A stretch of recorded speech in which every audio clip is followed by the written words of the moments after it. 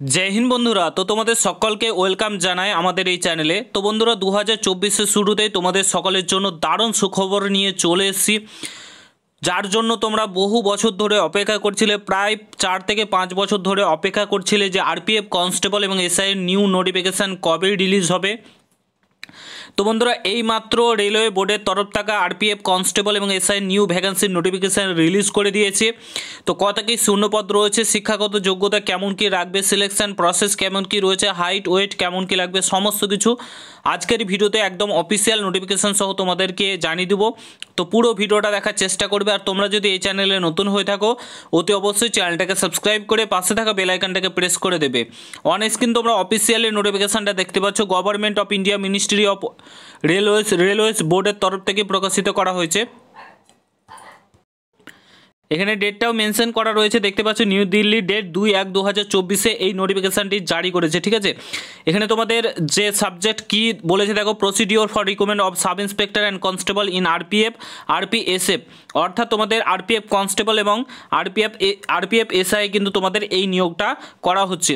তো দেখো শূন্যপদের কথা যদি বলো, আমরা যতটা আশা করেছিলাম যে 10,000 থেকে 20,000-এর মধ্যে শূন্যপদ থাকবে, সেটা একদমই না, এটা খুবই একটা খারাপ দিক। ঠিক আছে, এটা কি বলেছে, the current round of recruitment is being done for filling up the vacancy of 2,000 in rank of constable and vacancy 250 rank of sub inspector, অর্থাৎ তোমাদের এখানে 2,000টা কনস্টেবল আর 2,500 তোমাদের সাব ইন্সপেক্টরের কথা বলা রয়েছে। তো খুবই একটা খারাপ দিক এটা। যাই হোক, তারপরে দেখো কি বলেছে, তোমাদের রিক্রুটমেন্ট প্রসেস কি বলেছে দেখো, প্রথমে তোমাদের সিবিটি এক্সাম হবে, তারপরে তোমাদের physical measurement test, physical efficiency test হবে, দেন তোমাদের ডকুমেন্টস ভেরিফিকেশান হবে। ঠিক আছে, এইভাবে তোমাদের কিন্তু নিয়োগটা করা হবে, অর্থাৎ সিলেকশন করা হবে।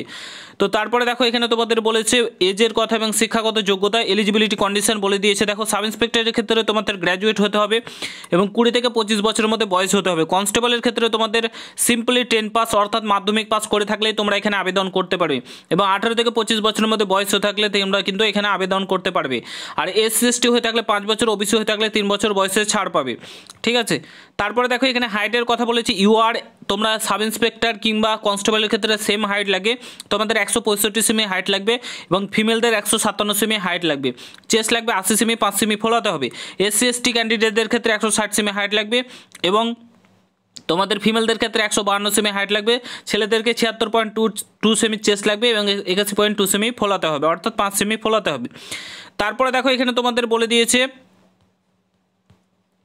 তোমাদের এক্সাম যেটা হবে সিবিটি এক্সাম, সেটা হবে তোমাদের 90 মিনিট সময় থাকবে।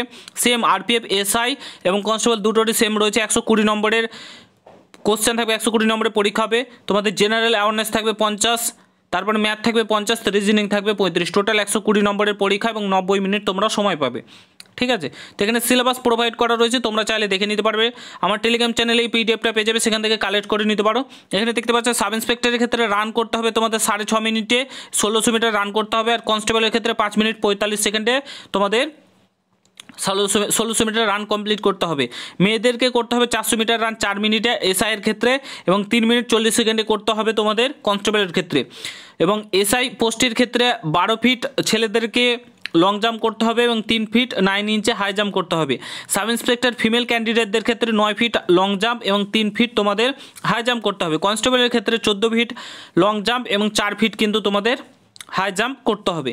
ঠিক আছে, এইভাবে কিন্তু তোমাদের নিয়োগটা হবে এবং শূন্যপদের সংখ্যা যদিও কম, তাও তোমাদেরকে পড়াশোনা করতে হবে। আর তোমাদেরকে বলে রাখি এই ভ্যাকান্সিটা কিন্তু একদম তোমাদের কি বলে যে এটা এক্স্যাক্ট ভ্যাকান্সি, এটা একদমই না। তোমাদের ভ্যাকান্সি ইনক্রিজ হবে, এটা কিন্তু বলতে পারো তোমাদের যে অফিসিয়ালি নোটিফিকেশান, বাট এটা এখনও অফিসিয়াল ওয়েবসাইটে প্রকাশিত হয়নি। তোমাদের এটা ফ্যাক্সের মাধ্যমে পাঠানো হয়, তোমাদের অফিসিয়াল ওয়েবসাইটে কয়েকদিনের মধ্যেই পেয়ে যাবে। তোমাদের কনস্টেবল এবং এসআইয়ের আলাদা আলাদা নোটিফিকেশান জারি করবে। ইউআর ওবিসির ক্ষেত্রে 42 আর এসসি/এসটির ক্ষেত্রে 36 পেয়ে থাকলে তোমাদের কোয়ালিফাইং বলেছে 120-র মধ্যে, বাট এটা একদমই না, তোমাদের কাট অফ অনেক যাবে। ঠিক আছে, তো এই হচ্ছে মোটামুটি নোটিফিকেশান। আশা করছি এই ছোট্ট ভিডিওটা তোমাদের ভালো লেগেছে, ভালো লাগলে অবশ্যই সকলের সঙ্গে শেয়ার করো। চ্যানেলে নতুন হলে অবশ্যই সাবস্ক্রাইব করে যাও। দেখা হচ্ছে নতুন ভিডিওর সাথে।